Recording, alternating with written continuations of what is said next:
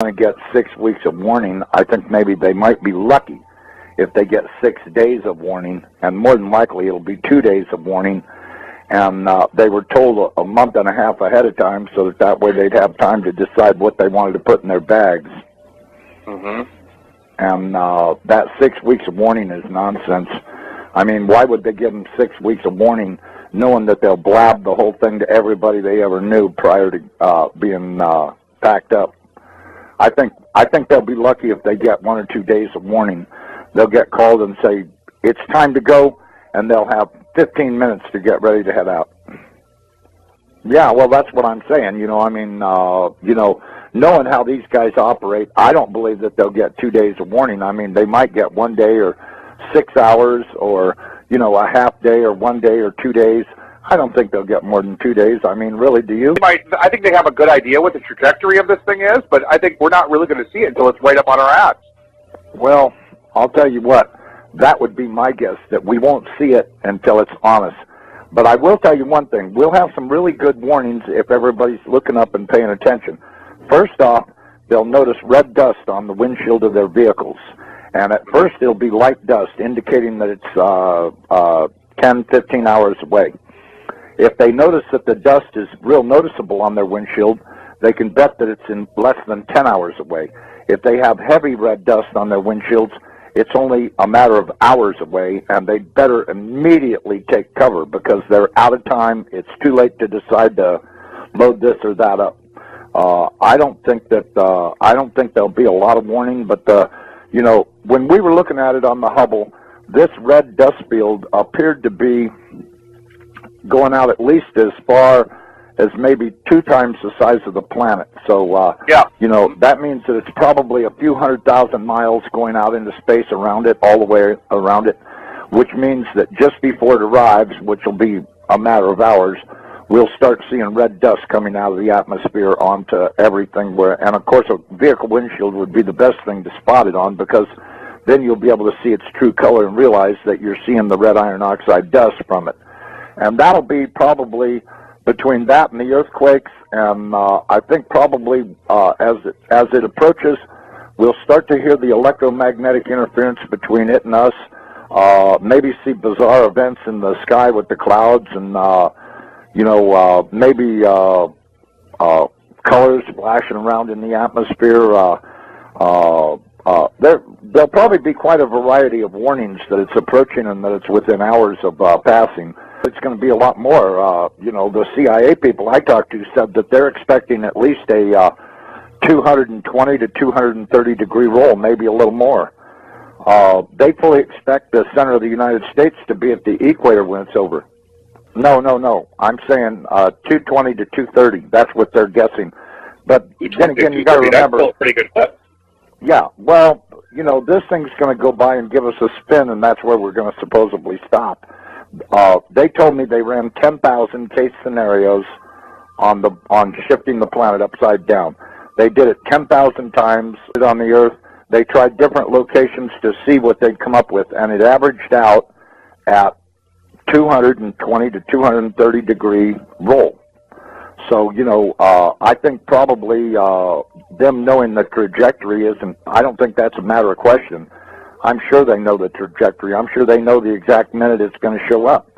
I've heard a lot of stories that I would only tell you in private about this, because it's so far over the top, most people would go into immediate denial if they heard it. So, the most I can say is that they better be expecting at least a 180 to a 220 degree pole roll when this happens. And as far as that bulge around the center of the planet, I got news for everybody. This thing is going to do a very fast roll, and that water is going to go everywhere. The Lord warned you. The oceans will roar from pole to pole. Is there some part of that nobody understands? The average depth? Yeah, what's the average depth of the ocean around the world? 10,000 feet. 10,000 feet. It's about 2.5 miles. That's the average depth of the ocean. Although the depth does increase at the equator, because there's spots where it's averaging 7 miles deep. So that tells you there's a bulge at the center of the planet. which would be, man. Now just imagine the North Pole rolling into the position of the South Pole. That means that the North Pole has got to go through that bulge before it can reach its final resting place. So we're going to have 7 miles of water doing some serious washing around on the land. So let me ask you this: if we did a 220-degree pole shift, would that be an instantaneous pole shift, or would that be a? No, it's going to be, as I understand, it's going to happen over the course of half an hour to an hour.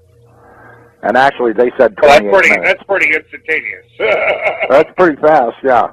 That's pretty fast. We're going to see probably 400-mile-an-hour wind on the surface. We're going to see big-time water splashing around.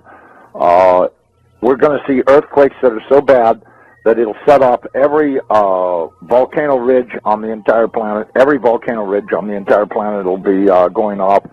The tectonic plates will be being jerked apart by probably miles apart, as the surface of the Earth will be like a bowl of Jell-O. It'll be flexing around so hard that every tectonic plate everywhere on the planet will open. The volcanoes will be shaken so hard that they'll start erupting. It's going to be one horrific scenario after another.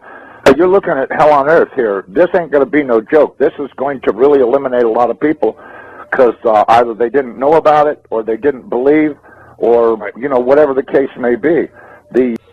It's going to be a real shame for them, because I'll tell you, when Nibiru rolls the planet upside down, it's going to kill 4 billion people, and that's the first day, and the rest will survive on. But very few survivors will still be around when the weather finally gets good enough to get a full growing season, because they just were not prepared enough to make it. And it's going to eliminate a lot of people. I mean, I wouldn't be under these underground facilities that all of these elite people think they're going to hide out in, because they're going to be torn to pieces by the flexing of the planet. I mean, the crust of this planet is going to really act up big time. And there won't be any survivors in those underground facilities. Well, I'll tell you what. I really don't think that the survivorship of this will be real high, because of the denial. The level of denial in this country is obvious by Department of Homeland Security planning to fight everybody. The United States government has been terrorizing everybody around the world forever and ever. The churches are all in denial. I mean, the Chinese, they take babies and cook them up into stew and stuff. It's taken over this planet. And that's why I said about the churches being asleep. The churches have not protested this at all. And they're going to pay dear for having kept their mouths shut and been politically correct. This is the one that's going to cost them their ass. And one evil thing stacked on top of another. And all of these people that have been condoning all of this stuff, they don't talk about it. They just, they own stock in the companies, and they think they're getting rich, and what they're actually doing is getting ready to die, and they don't even know it. I tell people all the time, guess what? You're probably not going to be alive this time next year, so don't worry about what you're doing. Well, but, one of his favorite subjects is to talk about giants, because our military has ran into quite a few of them in caves in the Middle East over there. And they've came across several ones that were alive. They've even managed to capture a couple of them. They've had to kill a few of them, because these guys aren't little guys. Apparently they caught one recently that was, I don't know, I guess about 14 feet tall, and they had a hell of a time subduing him. They discovered that their small arms fire were not very effective against these guys. But, when I think about the size of that spaceship that I saw last year going across the mountains here in Colorado, I don't know how big these guys are. Steve Quayle says they're real big, that some of them are as tall as 38 feet. This thing was big enough to where it could have had a few thousand of those 38-foot tall guys in it, and it would have been no problem, because I'm telling you, this thing was at least 1,000 feet in diameter, maybe more, and at least a couple of miles long. I mean, it was big. I don't have any trouble understanding that there could be races out there that are real big guys, and there's no way that you're going to be able to fight these guys to kill them or anything. If you think about what happened, when was that, about 10, 15 years ago, that big one landed in Russia right in the town square, And these great big guys got out of it and were working on it while the whole town stood around and watched and went, holy shit, look how big these guys are. And they were great big guys. I guess they were about 12 feet tall or something, and they were working on their spaceship. And when they got it repaired, they flew off in it. But, you know, it landed right in the middle of the town square. Mm-hmm. And everybody in the whole town saw it.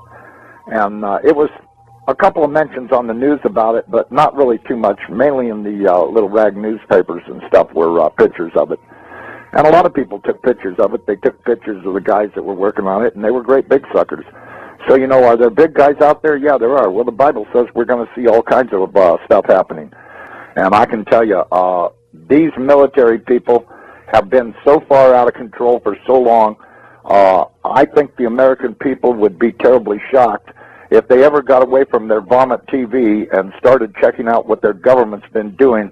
They would not only be horrified, but they'd be in shock and horrified at the same time, just how really far out of control these people actually are.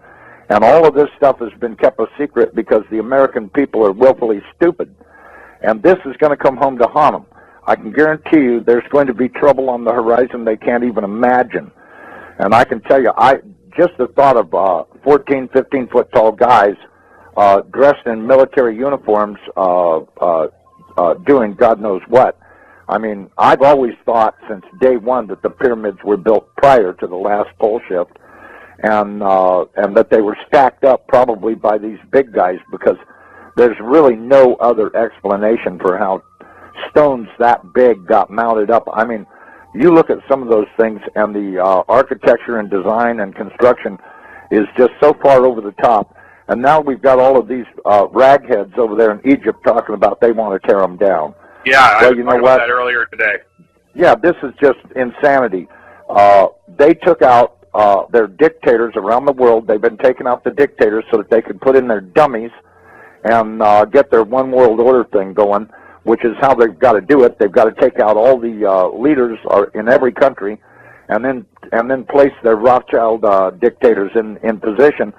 And of course, you know, that'll bring in their one world order because they'll all work for the same guy. But you know, now they've got these morons down there in Egypt that want to tear down the pyramids. They want to do this. They want to do that. You know, I don't know how they plan on doing it. You know, what are they going to put a nuclear weapon in the thing and blow it up or what? Because they're sure as hell not equipped to dismantle it manually. They'll have to blow the things apart. Well, I personally don't think they're going to get 6 weeks of warning. I think maybe they might be lucky if they get 6 days of warning, and more than likely it'll be 2 days of warning. And they were told a month and a half ahead of time so that way they'd have time to decide what they wanted to put in their bags. Mm-hmm. And that 6 weeks of warning is nonsense. I mean, why would they give them 6 weeks of warning knowing that they'll blab the whole thing to everybody they ever knew prior to being packed up? I think they'll be lucky if they get 1 or 2 days of warning.